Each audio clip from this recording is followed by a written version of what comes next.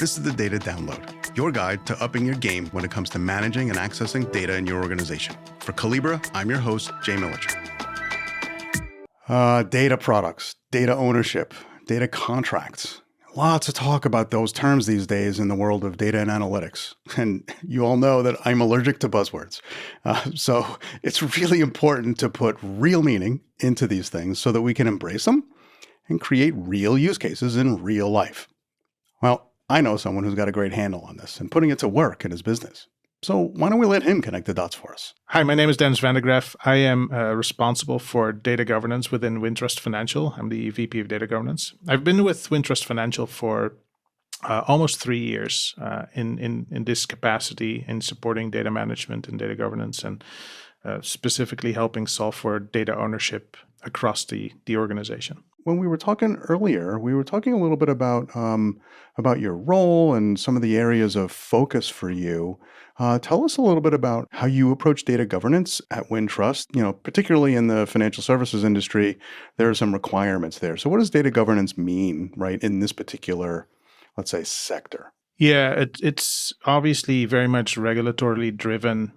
Specifically with what they call the systemically important banks. We're not quite there yet from a systemically important size, but we're starting to grow into that space. So good data governance and managing our data becomes that much more important. So it's an area that we've started to really focus on in 2018 and have grown in that space considerably to really support not just our regulatory reporting and financial reporting, but starting to take the path towards how to better manage our data at an enterprise level with master data management and all other components of data management. Okay, so what I'm hearing you say is while banks and financial services firms are required, right, through regulation to have data governance practices and programs and things like that, sounds like you're also taking the opportunity to expand, let's say, the role of data governance to just getting more value out of your company's data at an enterprise level. I look at data governance not as just solving for a regulatory component. It really is about best practices on how we should manage our data and be more efficient and effective about our data. That drives business value. For me, that is just as important, if not more so, than adhering to regulatory standards and whatnot. So what are some examples of that, of how you can get more value out of your data because of data governance? Let's hear that. Something like master data management, for instance, specifically when you think about customer master. So within financial institutions, you often have a lot of different products. For those products, we're collecting customer information in many different systems. The way we are collecting that information is usually not the same. And so the goal of a master data management solution is to then standardize that for the organization so that we can have better insights in our customer portfolio and make better decisions in terms of, hey, who should we market to? Because we have that insight. Oftentimes, financial institutions and other institutions lack insight into the relationship between products and customers, and as a result, can't really optimize their marketing strategy. And this is one of those ways to do so. So I guess the flip side to that would be who not to market to, right? To reduce, let's say, the perceived spam, things like that. I would think, yeah. Yeah. So we have the regulatory focus from CCPA, the California Consumer Privacy Act, and GDPR, if there's European on the European side, that really give power to the consumers to be able to tell us whether they consent or whether they agree to their information being used, which is also a component of ownership as it applies to the consumer. And so we need to be able to manage that for our consumers, our customers. Yeah, we tailor to their needs. So interesting. All right. So you're using the word ownership in the Yes. context of, let's say, consumer privacy. I think you're saying, right? So this is kind of interesting. So data people, data professionals think of the word, let's say, data ownership, let's say, maybe selfishly, right? Where, this team owns data, that team owns data, et cetera. And you're bringing up an interesting twist on that, which is reality based. And that is, look, if I'm a consumer of a business, data about me is my data, not that business's data, right? I think that's kind of what you're saying. So there's so many levels of what we would call data ownership. Let's walk through those.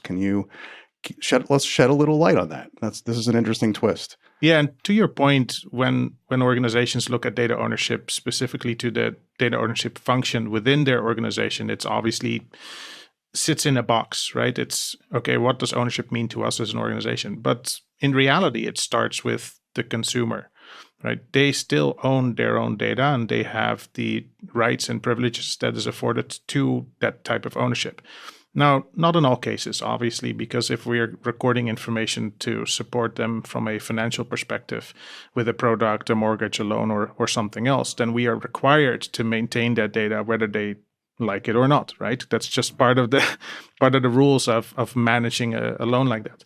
But when it comes to marketing, they certainly still have very much the right to ask us to either remove their data or how their data is being used, consent as to marketing and whatnot. So I do think there's a component of ownership there that is important. That's really important clarity, I think, for our audiences to think about how do we differentiate who owns what parts of data. When we talk about within the enterprise and that word data ownership, you mentioned earlier why you might want to create a master data management program. And that is let's say you're creating or collecting consumer data from multiple different systems because you have, I think you said, multiple different financial products, mortgage, bank accounts, things like that, right? So master data management allows you to standardize across all of those systems. So within the enterprise, let's get back to that. What did I say? Selfish viewpoint before, right? So within the enterprise, let's break down the components of ownership there, right? Do we have to, like, one team owns one system that has consumer information and another team owns another system that has the same, like, who does what? Who owns what? This can be really confusing and challenging, especially in a master data management program, right? Because you've got lots of players, I would imagine. At its core, data ownership is about responsibility in terms of decision making on data.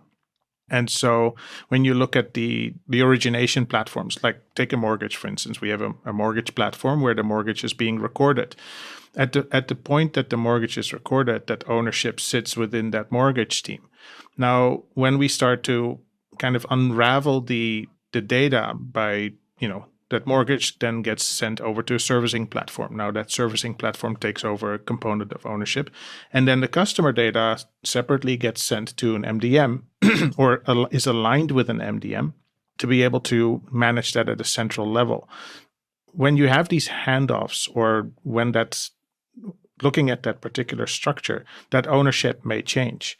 And then specifically when you're thinking about a customer master, as we're centralizing, standardizing the customer record organizationally, we also need an enterprise owner for that type of data. Otherwise, to your point, we would get lost in how should we and how can we use this data downstream, plus what are the decisions that need to be made on feeding that information back to the various source systems as well. And if some other team wants to do analytics around that customer list, let's say, another decision is who approval of access to that information, right, at the enterprise level. So do you, in your role as the head of data governance, own that enterprise customer data set, or how does that work? What I would say is that where data governance helps here is help identify and define these types of roles and definitions and help figure out organizationally where that ownership belongs.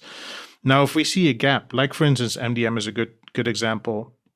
When an MDM starts organizationally, there usually isn't an enterprise function from a business perspective that controls and has decision-making privileges on the data itself.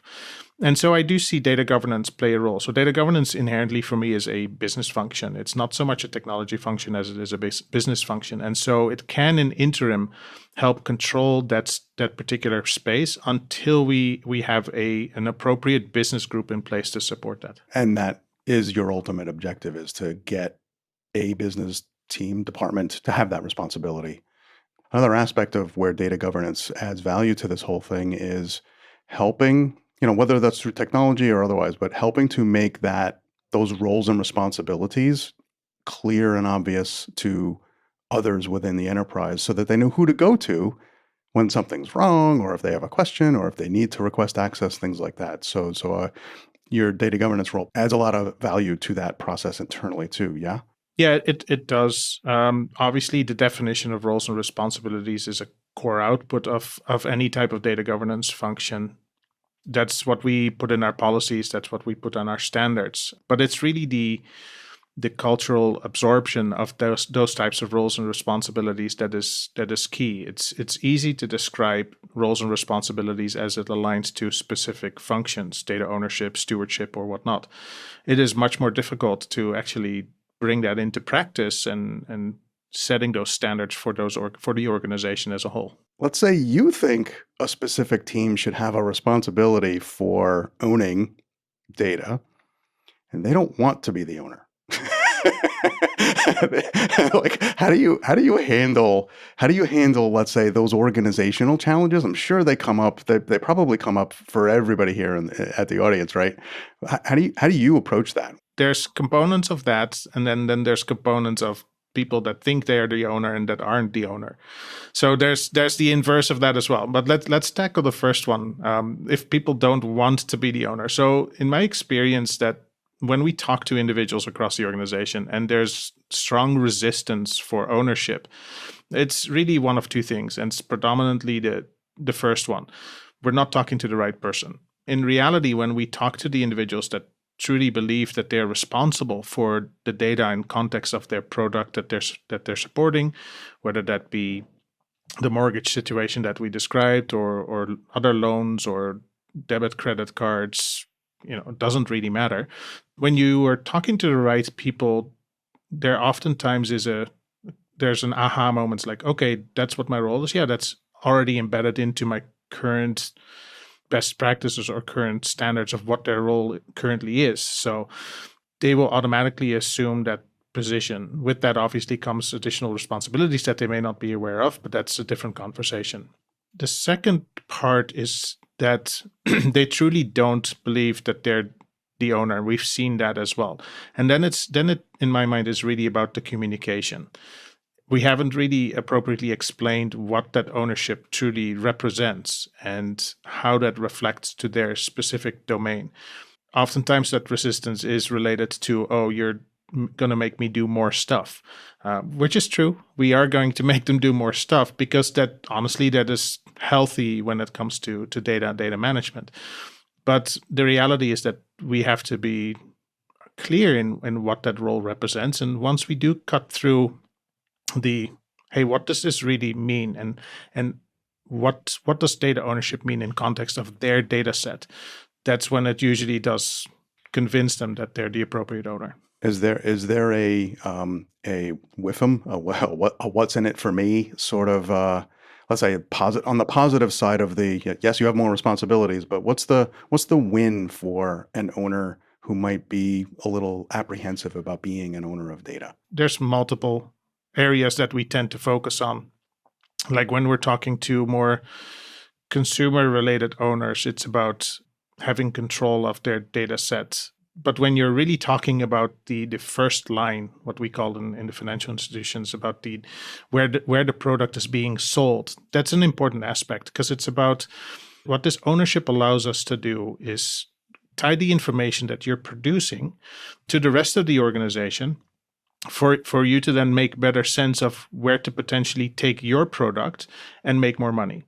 That is typically where it helps, swallow the pill, so to speak. Yeah, I love it. Right. So by taking that ownership responsibility for that particular data set, let's say, others get to use it in a consistent way, and you get to connect your data with other people's data that they own, other teams' data that they own, so that you can all create more value for the firm through that, right? I think that's what winds up happening is that consistent approach, that enterprise view, and all of that. I think what you're saying is the opportunity gets expanded, gets magnified quite a bit. One of the ways to really help with that is to not treat data governance as a rigid platform where it's about following the rules. Instead, we should tailor our message based on who we're talking to. Conversations, for instance, with compliance and risk tend to be much more straightforward because they understand the inherent principles behind what we're trying to do because we're a similar type of function.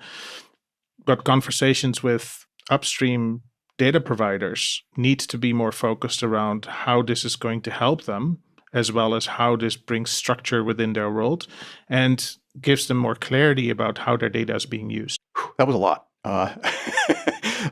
Really important stuff here, and I think that gives us practitioners in the data governance space some ideas on how we might approach tackling these challenges in all of our organizations. So thank you for that, Dennis.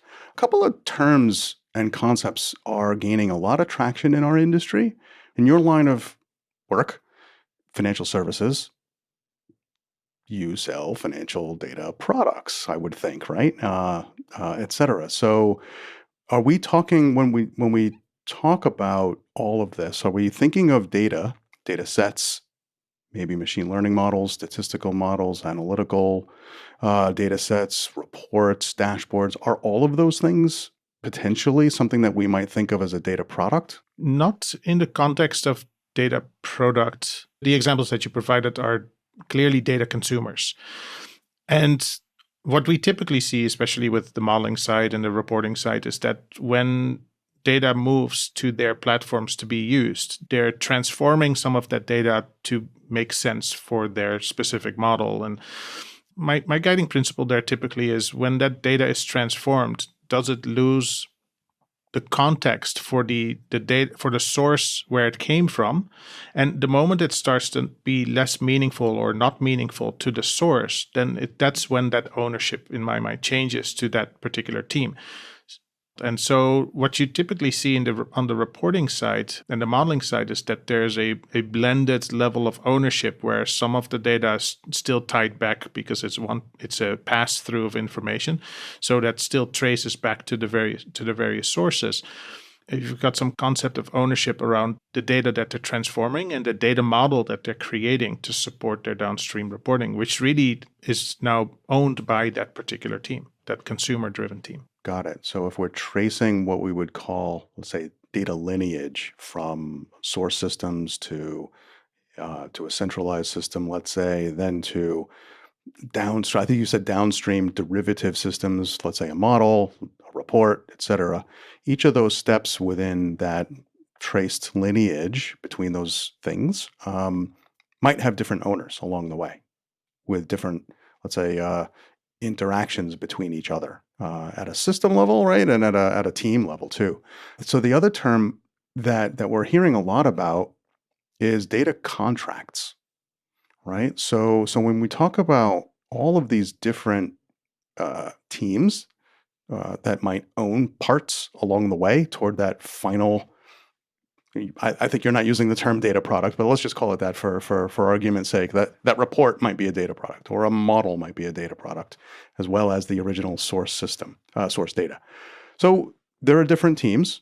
Are you establishing any sort of contractual relationship or agreement between those different teams? How do you approach that? You have to. Okay. It's important, especially when you see that level of transformation and you start to see the complexity between how data is used from the source and then the controls that the consumer is putting on top of that data. And this isn't just a one-step approach either. This could be multiple steps. Like there could be an MDM in between, and that brings another complexity level of ownership. But to me, the data contract does it does two things. It helps connect the provider of data with the consumer of data to make sure that we're talking about the data in the same way, because that's one of the big issues that you typically see in complex data organizations, is that the consumer makes assumptions on data that aren't necessarily true, and then they have to transform the data because the data doesn't match their perspective, and then they draw conclusions of the data that are completely false because the data wasn't supposed to be. Yes. And that's that context you were mentioning before, I think, too, right? Yep, exactly. And so that data contract becomes very important there to set the understanding between the provider and the consumer. The second thing in my mind that it does is it helps with the overall controls around the data as well. It's agreement between the consumer and the provider that says, yes, you can use this data in this particular capacity, and I'm giving you the authority, as it were, to further make decisions on who can access that data further downstream from you. Because that's the other component of data ownership, which is access, right? Access authority. Normally, you would want to say only the owner can authorize access. But when there's multiple hops involved, if someone in the risk modeling team, a new person gets added, you don't want to go all the way back to all these source systems and say, hey, is it okay for us to add this person to this particular group so that they have access to the data? You agree that the head of risk modeling or the leader that is responsible for that data model can authorize access downstream from their data set. I think what you're telling me is, let's say there's a two-step data product, right? You've got some master data and you've got a report that uses it. And there's two different owners, right? I think this is the example. And the risk modeling team is the secondary, the downstream owner, right? So what you're saying is the originating owner is kind of delegating authorization approval rights, maybe in this data contract to the risk model team so that they can authorize downstream consumers of that thing to it. So the win here is you've got some business efficiency, or at least you're not adding, let's say, corrosive bureaucracy for your business, right? So you're at least keeping things as efficient as possible for everybody concerned. Exactly right. Because it's so difficult when you look at the data model for modeling or for reporting, because it's a blended ownership component. It's then in that case you want to kind of zoom out a little bit and extrapolate the individual field level ownership and set up ownership at a data set level rather than the field level. So establishing that contract is therefore very much important, because that's the agreement that we then have between the original source and then initially the consumer of the data, but the consumer also produces data within that context. What other kinds of contract terms might be in this data contract? So you talked about delegating authorization rights. What other kinds of contract terms might there be? Maybe quality control, what security, like what other responsibilities have to be kind of spelled out in such a contract? Yeah, so security obviously is inherent with what we just described. Inherent understanding of what the data represents is a core component of it. Quality as well, but quality is hard to contractually establish, especially when quality tends to be more driven by how our data changes over time. And so while I do think in the contract there should be stipulations that describe the roles and how quality should be managed, because if a quality issue is found, the general principles you want to solve for that as close to the source as possible. But there's also an inherent interpretation component to it, because data quality is observed at the consumer and not necessarily the provider. So if there's different rules that need to be. I'm a simple guy, so let me ask a simple quality kind of question and how this might play a role in a data contract. You've got an executive who's looking at a downstream report. That executive is a total consumer. They're not producing anything. They're just looking at the end report. You've got your risk modeling team that made the report as an owner, as a producer who's providing that thing to the executive. And then you've got upstream data product providers to the risk team. Executive comes in the morning, looks at report broken, right? It's missing data, let's say. How can a data contract help determine who's responsible for what types of troubleshooting, response, fixing, et cetera, so that report works for that executive within X amount of time? So I think in that particular example, who does that executive go to first? They're going to the producers of that report, which is essentially not the owners necessarily of the data. They go, oh, you gave me this report, it's wrong, or there's an issue with it. Figure it out. And so I think what the data contract does and what lineage does and what all these discussions have done to establish that we understand the data is for that team that produces the report to understand who they need to go to for what type of issue. And that is something that I do think is something that can be defined in that data contract. Like if we know that we're missing data, okay, we need to go to the IT team to see what happened with the data feed. If we know, it seems like we're missing part of the portfolio. Oh, let's talk to this particular source, the mortgage team or the loans team or deposits team or whatnot. Did something go wrong with the data? And typically in those scenarios, that's when those teams tend to go to data management or data governance to help with understanding what the problem is. And this could be further supported with, data quality rules and whatnot, but that's more of a once we've established that there is an issue. So I think the data contract can outline the various teams that are involved in making this a successful data contract, and as a result, give context to wherever the problem is recorded to determine which teams or team members should be involved in resolving that particular issue. And then if all else fails, then they can come to us within data governance and we'll help figure it out. You're using the data contract concept to help get really specific about who's responsible for what parts of that whole end-to-end data ecosystem, so that executive is able to get the best results in the most timely fashion. And when something does go wrong, we can walk back up the tree efficiently. I think that's what that's the win there that I think is adding some efficiency to troubleshooting issues because you've assigned some responsibilities, right? Along the way. Yes, yeah. And I've lived this type of example before in my past where my CFO came to me and had two reports in his hands, and one came from our management reporting system, which is a downstream platform, and the other came from our Oracle Financial system, which is our financial ledger, basically general ledger. And long story short, the margin in the management reporting system showed 35%, and in the general ledger was 15%. And so his statement was, the management reporting system must be right. And I had to unfortunately give him the bad news. Exactly. And so that's why I'm saying there's a component of interpretation there that is fundamental to how this is managed. And then the moment that he realized that no, our general ledger is correct, I mean, that's obviously when the proverbial, So all right, so you've described just this incredible, let's say, journey, a data maturity, let's say, evolution at your shop, to formalize managing data so that people get the most value out of it as possible, efficiently, et cetera. So where are you headed next? Like, what would you want to mature further? Maybe in the context of this conversation, or even beyond it. What are we not thinking about or talking about yet?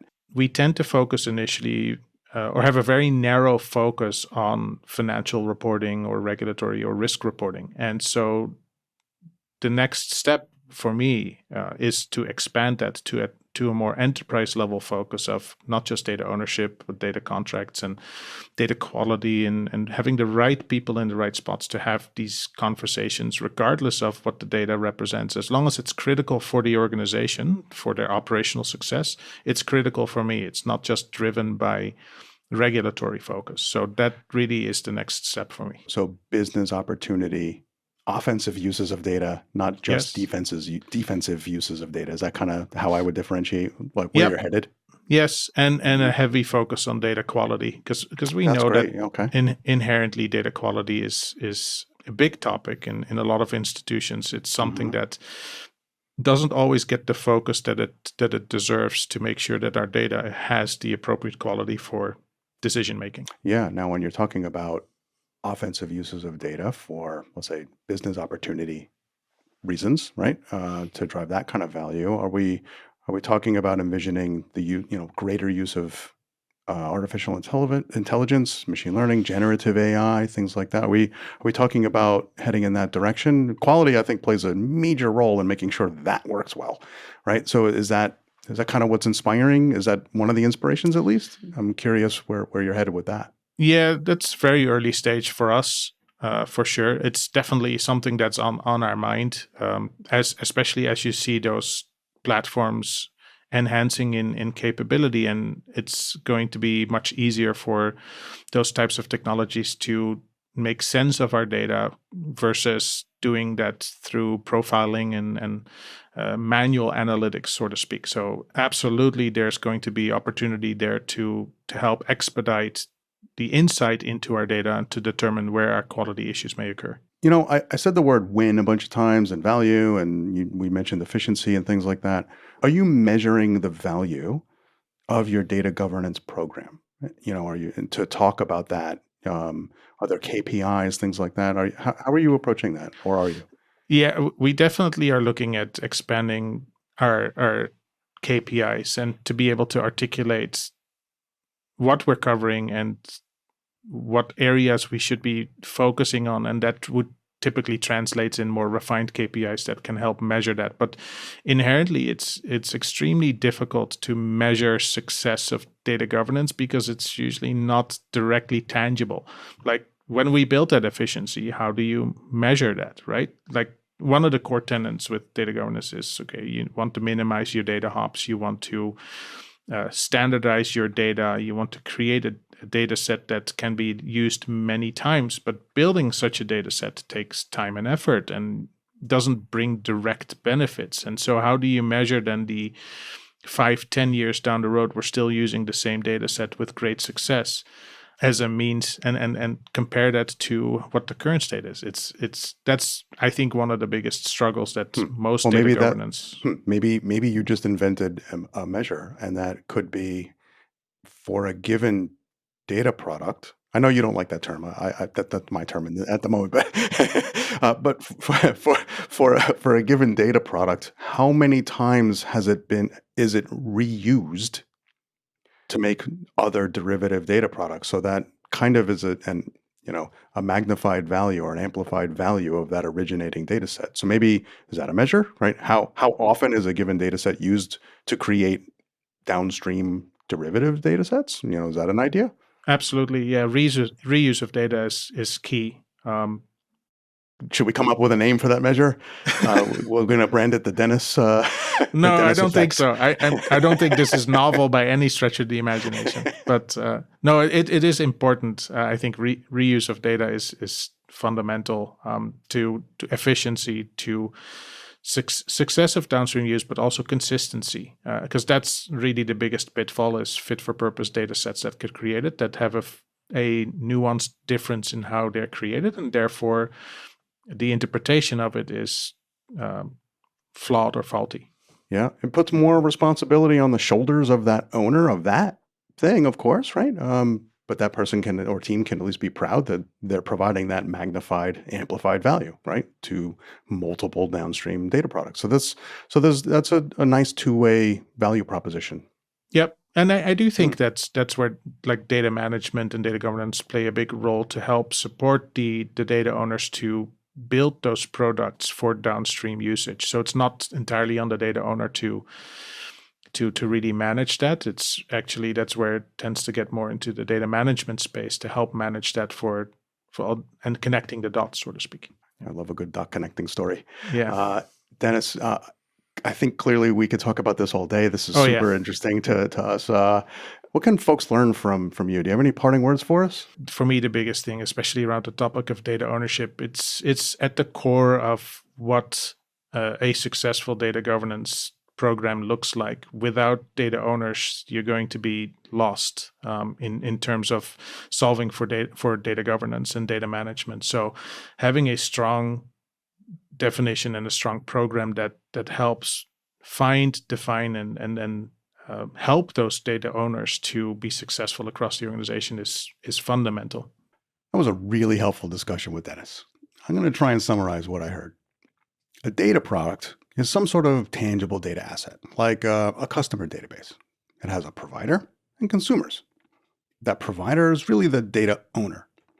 And now a data contract is something that clearly states the terms of an agreement between that provider and a consumer to set and manage expectations for the data product. So that customer database is a super interesting example. At WinTrust, there are several departments that essentially sell different services to customers. And each of their customer lists are essentially different components of that ultimate master customer database. To make all of that work, each of those list providers have agreements with each other along the way, right, to get to that ultimate customer database. And that database is going to be used in other downstream analytics and reporting, each of which have providers and consumers too. So then the agreements in place at all of those stages cover things like data quality, security, privacy controls, access controls, and approvals. Now, what's the value in this? Well, providers and consumers alike now can trust the data products and they can make use of them to drive greater value across the whole business. Consumers now know who to get help from when support is needed. And providers know that their data products are being reused and combined for even greater value. Now, for my money, that's a great story about connecting the dots with data. For Calibra, this is the Data Download. I'm your host, Jay Militscher, and we'll see you next time.